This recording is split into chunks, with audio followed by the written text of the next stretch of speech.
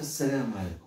Dans cette vidéo, on va faire la suite de la correction de la deuxième partie de l'exercice proposé. Cet exercice est destiné aux élèves de deuxième année bac international BIOF concernant la physique nucléaire. Alors, la deuxième partie, datation d'une roche minérale par la technique uranium-thorium. Donc, cette technique est utilisée par les géologistes pour trouver la date d'une roche minérale. Roche minérale, Sahara Madiniya. D'accord, en utilisant la technique uranium-thorium. Alors, la première question, c'est, sachant que l'échantillon de la roche minérale ne contient pas du noyau de thorium, il contient uniquement du noyau d'uranium qui se désintègre par la suite en noyau de thorium. Bien sûr, on a dit que dans l'énoncé de l'exercice, on a dit que une roche minérale ne contient pas du noyau de thorium dans la date de sa formation que l'on peut considérer comme origine des dates. T est égal à 0. Il contient uniquement du noyau d'uranium. Alors on demande dans la première question de donner l'expression du noyau N0 de U, c'est-à-dire le noyau d'uranium à l'instant T est égal à 0. N0 de U, c'est le noyau initial du noyau d'uranium en fonction du noyau de thorium formé ou bien du noyau d'uranium désintégré. Donc N de TH, il désigne le noyau de thorium désintégré, c'est-à-dire dû à la désintégration de U, ce qui se transforme en thorium pendant la formation de la roche minérale. Et N de U sur le noyau d'uranium qui reste à l'instant T. Montrer que, la deuxième question, montrer que l'âge de roche minérale T est égal à T1,5, c'est le temps de demi-vie d'uranium. Le temps de demi-vie d'uranium, qui est égal à 4,5 fois 10 à la puissance 9 ans, divisé par log omnipérien de 2, multiplié par log de 1 plus R à la puissance moins 1. Sachant que R, c'est le taux du noyau, c'est le rapport du noyau d'uranium qui reste à l'instant T sur le noyau de thorium formé ou bien formé à l'instant T et qui est égal à 2. D'accord. Alors pour la première question, on va donner une petite, on va schématiser donc sachant qu'on a l'échantillon à l'instant, l'échantillon du roche minérale à l'instant T égal à 0 qui contient du noyau d'uranium, d'accord, sachant que par exemple, donc par la suite, à l'instant T donné, donc les noyaux d'uranium durant la formation de la roche minérale se désintègrent, c'est-à-dire ils se transforment, se désintègrent, c'est-à-dire on va trouver un autre échantillon à l'instant T ultérieur. Donc on a trouvé un échantillon bien sûr qui contient par exemple du noyau de thorium, un mélange du noyau d'uranium qui reste à l'instant T et du noyau de thorium formé, c'est-à-dire ces noyaux dus à la désintégration du noyau d'uranium. D'accord, on a un échantillon à l'instant T égal à 0 qui contient uniquement du noyau d'uranium. Donc cet échantillon contient un nombre N0 de U. Bien sûr, ce nombre de U diminue dû à quoi? Dû à la désintégration d'un nombre de noyaux de U qui se transforme en thorium. Et il y a aussi un noyau d'uranium qui reste. Cet échantillon, bien sûr, doit contenir un nombre de U qui reste et un nombre de thorium qui se forme. D'accord? Donc ça, c'est le nombre de thorium formé est égal au nombre d'uranium désintégré. Le nombre de thorium formé pendant la formation de la roche minérale, le nombre de thorium formé, c'est exactement le nombre d'uranium désintégré. Et ça, c'est le nombre d'uranium qui reste. Donc on peut écrire la chose suivante. On a la conservation pendant la désintégration du noyau d'uranium qui se transforme en noyau de thorium. On a la conservation, donc on a la conservation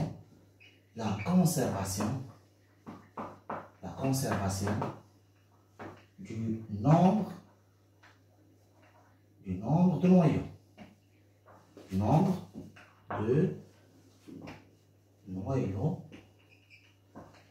d'uranium.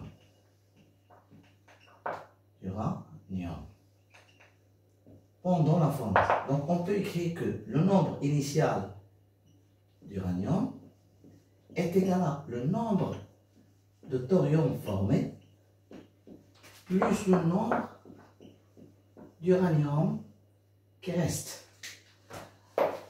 Alors bien sûr, j'explique ça au fur et à mesure. On a, ça c'est le nombre. Ça c'est le nombre de noyaux d'uranium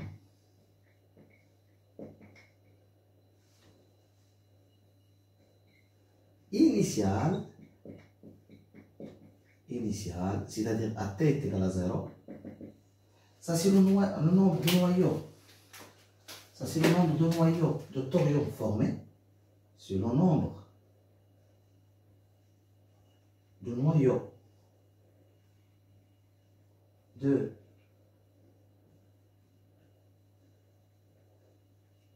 thorium formés. Et ça, c'est le nombre de noyaux. Le nombre de noyaux d'uranium qui reste. D'accord? C'est le nombre de noyaux d'uranium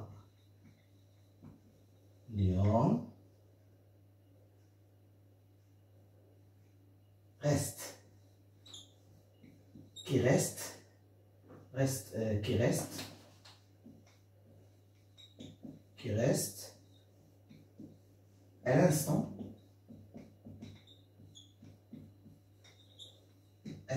T. Bien sûr, le nombre initial d'uranium qui est contenu dans la roche minérale pendant la durée de sa formation, qui est considérée comme origine des dates T égale à 0. Alors ce nombre de noyaux d'uranium se transforme par la désintégration en noyau de thorium. Donc on a la formation, donc il est partagé en deux nombres de noyaux.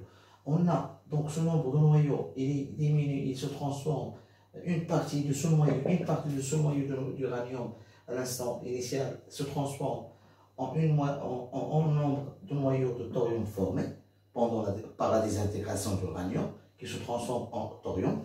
Et il y a un nombre de noyaux d'uranium qui reste, qui ne se désintègre pas. Donc il y a un nombre désintégré, ou bien formé, qui forme le noyau de thorium. Et il y a aussi un nombre de noyaux d'uranium qui ne se désintègre pas, qui reste à l'instant T. Voilà, on a obtenu une relation. Cette relation, il conduit, ou bien il traduit la conservation. Il conduit la conservation du nombre de noyaux d'uranium. انحفاظ عدد نواة الuranium. Voilà, on a cette relation qui est très importante. Donc N0 de U est égal à le nombre de noyaux de thorium formés plus le nombre de noyaux d'uranium qui reste. Voilà la relation qu'on cherche. C'est simple, parce que la roche minérale à l'instant T est égal à 0 ne contient pas de noyau de thorium. Il contient uniquement du noyau d'uranium. Par la désintégration, le noyau d'uranium se transforme en thorium. On a un nombre de noyaux de thorium qui se forment, qui se désintègrent par la désintégration du noyau. Et bien sûr, il y a aussi un nombre de noyaux d'uranium qui ne se désintègrent pas. Là, il reste dans la roche minérale. Alors, à un instant T donné, ça c'est à l'instant T est égal à 0. Ça c'est à l'instant T est égal à 0. Tout ça, c'est à l'instant T. Bien sûr, donc on a cette conservation du nombre de noyaux. On va utiliser cette relation de conservation du nombre de noyaux pour trouver l'âge, ou bien la durée de formation, ou bien la durée, ou bien l'âge de la roche minérale. Alors, qu'est-ce qu'on va faire? On va faire la chose suivante. En utilisant bien sûr le taux du noyau de thorium ou bien d'uranium en utilisant le rapport ou bien le taux du noyau d'uranium sur le noyau qui reste sur le noyau de thorium formé.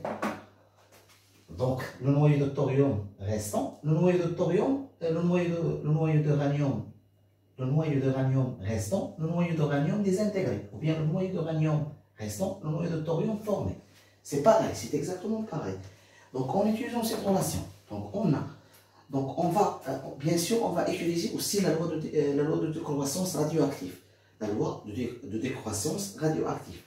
On va utiliser, au fur et à mesure, on va utiliser la loi de décroissance radioactive pour démontrer cette relation. Et bien sûr, on va profiter de cette relation, cette équation de conservation du nombre de noyaux d'uranium à l'instant t est égal à 0 et à l'instant t ultérieur. D'accord? Donc, si on va, puisqu'on a ici dans le numérateur, on va diviser par le noyau d'uranium, on va diviser par le noyau d'uranium.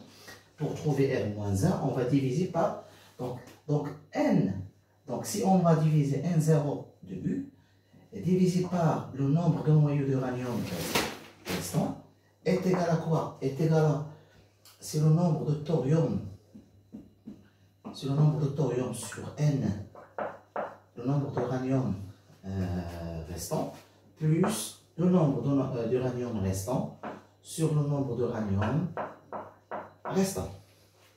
D'accord? Donc, en gardant ici, ceci à quoi égal? En gardant cette quantité-là, c'est N0 de U sur N de U. D'accord? À quoi égal? Ça, c'est quoi? Puisqu'on a NU sur NTH est égal à R, donc NTH sur, c'est R moins 1. Donc, c'est R à la puissance moins 1 plus, à quoi égal? Ça, c'est 1. D'accord? Voilà, on a trouvé cette relation-là. Donc maintenant, on va utiliser la loi de décroissance radioactive. Alors, qu'est-ce qui dit la loi de décroissance radioactive? Ça, c'est pour la deuxième question. Maintenant, pour la deuxième question. Pour montrer que l'âge de roche minérale est égal à, c'est écrit sous cette forme-là. D'accord? Qu'est-ce qu'on a? On sait que, on a, d'après la loi de décroissance radioactive,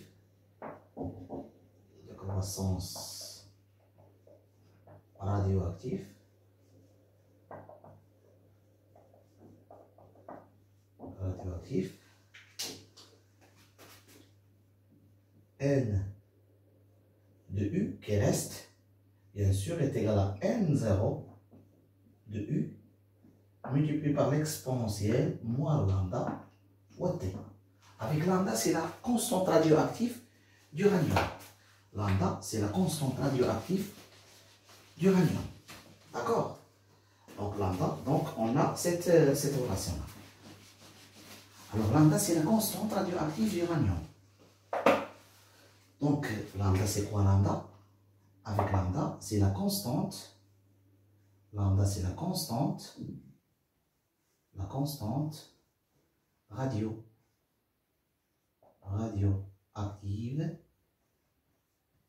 d'uranium.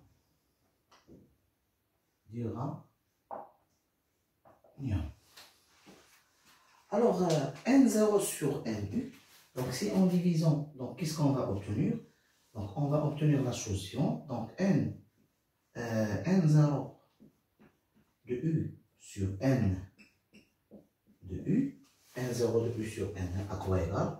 C'est N0 de U sur NU, on va le rendre. Donc, on a N0, on garde N0, N de U, on va remplacer par N0 de U exponentielle moins lambda de T. On va simplifier par N0 de U, qu'est-ce qu'elle reste? Elle reste 1 sur exponentielle moins lambda fois T. Vous connaissez une règle mathématique. Vous connaissez que l'exponentielle moins, que 1 sur l'exponentielle moins U de X est égal à l'exponentielle U de X. Donc l'exponentielle moins bien 1 sur exponentielle U de X est égal à exponentielle moins u de x. D'accord? Donc cette quantité-là, à quoi égale? C'est exactement égal à exponentielle lambda de t. C'est exactement égal à exponentielle lambda de t. Donc 1 sur exponentielle moins lambda de t, c'est exponentielle plus lambda de t. Donc qu'est-ce qu'on va obtenir par la suite? On va obtenir la chose suivante. Donc, ça c'est quoi? N0 de u sur N de u est égal à, donc on obtient exponentielle lambda fois t est égal à r à la puissance moins 1 plus 1. D'accord? On a cette relation-là. Donc on sait aussi que log népérien de l'exponentielle f de x est égal à f de x. Parce que log népérien, c'est la fonction réciproque de l'exponentielle. Ou bien l'exponentielle, c'est la fonction réciproque de localité népérienne. Donc qu'est-ce qu'on obtient? On a log népérien de l'exponentielle lambda fois t à quoi égal? Égal à log népérien de 1 plus r à la puissance moins 1. On change pour trouver, et ceci à quoi égal? Ça va me donner quoi? Log népérien de l'exponentielle lambda de t, ça va me donner lambda de t est égal à log népérien de 1 plus r à la puissance moins 1. D'accord? Donc t, l'âge du roche minéral, est égal à 1 sur lambda multiplié par log népérien de 1 plus r à la puissance moins 1. D'accord? Donc on a utilisé la conservation du nombre de noyaux d'uranium. Donc on a N0 de U est égal à N de U plus N de thorium. On a divisé par N de U. On a utilisé la loi de décroissance radioactive. On a trouvé que N0 de U sur N de U est égal à 1 plus R à la puissance moins 1. Et on a trouvé que N0 U sur N de U est égal à N0 de U. Et ça en remplaçant par la loi de décroissance radioactive. En simplifiant par N0, il reste 1 sur exponentielle moins lambda de t est égal à exponentielle plus lambda de t. On a cette propriété mathématique-là. Donc, on obtient finalement exponentielle lambda de t est égal à r à la puissance moins 1 plus 1. Avec r est égal à 2. Avec r est égal à 2. Toujours essayer d'utiliser r est égal à 2. Donc, on met ici log népérien pour éliminer l'exponentielle. On met log népérien de l'exponentielle lambda de t en utilisant cette propriété-là. C'est f de x. Donc, log népérien de l'exponentielle est égal à lambda de t est égal à log népérien de 1 plus r à la puissance moins 1. D'accord? Et on a t est égal à 1 sur lambda multiplié log népérien de 1 plus r à la puissance moins 1 avec r est égal à 2. D'accord? On continue le calcul, puisqu'on va trouver par la suite. Donc, bien sûr, sachant que lambda à quoi égale? La constante radioactive est égale à log népérien de 2 sur T1 demi. C'est le temps de demi-vie. C'est le temps de demi-vie du noyau d'uranium. Donc, on obtient finalement que T à quoi égale est égal à 1 sur, donc 1 sur lambda à quoi égale? 1 sur lambda est égal à T à la puissance T1 demi sur log de 2. D'accord? En remplaçant ici, qu'est-ce qu'on obtient? On obtient que T1 demi divisé par log népérien de 2 multiplié par log népérien de 1 plus R à la puissance moins 1, d'où on a trouvé le résultat qu'on cherche. Finalement, d'où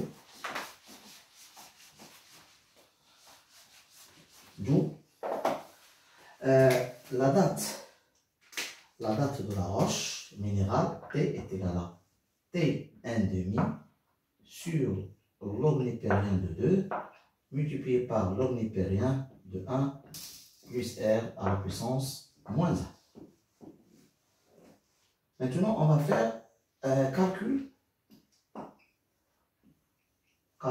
de T. Calcul de T. calcul T.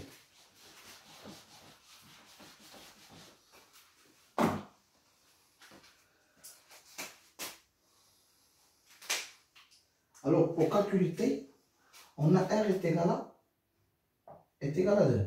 Ce qui implique que R à la puissance moins 1 est égal à 1 demi. D'accord? Donc, T à quoi égal? T est égal à T1 demi sur log népérien de 2, log népérien de 2 multiplié par log népérien de 1 plus 1 demi. R à la puissance moins 1, c'est 1 demi parce que R est égal à 2. Donc, puisqu'on a R est égal à 2, donc on a R est égal à 2, donc R est égal à 2, donc R moins 1 est égal à 1 demi. Donc, en continuant le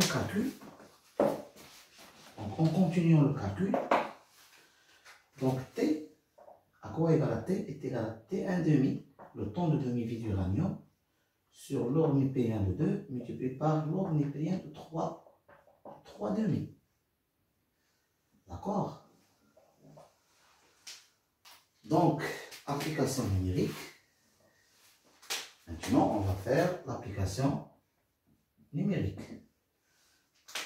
Donc, T est égal à 4,5 fois 10 à la puissance 9 en divisé par, donc on n'a pas l'espace ici. On va continuer le calcul ici. Donc T est égal à 4,5 fois 10 à la puissance 9 en sur log de 2, log népérien de 2 fois log népérien de 3 demi. En effectuant l'application numérique, on a log népérien de 3 demi entre parenthèses divisé par log népérien de 2 entre parenthèses multiplié par 4,5. Ça sera, on obtient la valeur suivante, on obtient 2, donc T est égal à, donc T 2,63 multiplié par 10 à la puissance 9 en. Voilà l'âge de la roche minérale. Donc, comme vous voyez ici, on a utilisé la loi, la conservation du nombre de noyaux d'uranium. N0 de U est égal à N de U qui reste plus N de thorium formé. On a divisé par N de U. On a utilisé la loi de décroissance radioactive. N de U qui reste est égal à N0 de U par exponentielle moins lambda de T. Avec lambda, c'est la constante radioactive d'uranium. On a utilisé quelques relations mathématiques. On a trouvé que l'exponentielle de lambda de T, donc bien sûr, N0 de U sur N de U est égal à 1 sur exponentielle moins lambda de T est égal à exponentielle lambda de T. Parce qu'il est, lorsqu'on met dans le numérateur, on obtient exponentielle lambda de T est égal à R moins 1 parce que R est égal à N de U à la R de TH. Et on a N de TH sur N de U. On a divisé par N de U. Donc, c'est-à-dire R moins 1 plus 1. On a mis ici log népérien. Donc, pour trouver lambda de T, log népérien de ça. T est égal à 1 sur lambda, log népérien de ça. Et on a lambda est égal à log de 2 sur T1 demi. Donc, 1 sur lambda est égal à T1 demi sur log de 2. On a T1 demi sur log de 2 fois log de ça. R moins 1 est égal à 1 demi parce que R est égal à 2. On a effectué le calcul. C'est 1 plus 1 demi, c'est 3 demi. Log de 2, on a effectué le calcul, tout calcul fait, on a T1 demi est égal à 4,5 10 moins 10 à la puissance 9 en. Donc log de 2, on a trouvé tout calcul fait, on a trouvé que c'est 2,63 fois 10 à la puissance 9 en. C'est l'âge de la roche minérale. S'il y a des questions, essayez de poser des questions. Cette vidéo est terminée. Merci de nous avoir suivis et à la prochaine vidéo, Inch'Allah, sur votre chaîne Fahem At-Talimia. Wassalamu alaikum wa rahmatullahi wa barakatuh.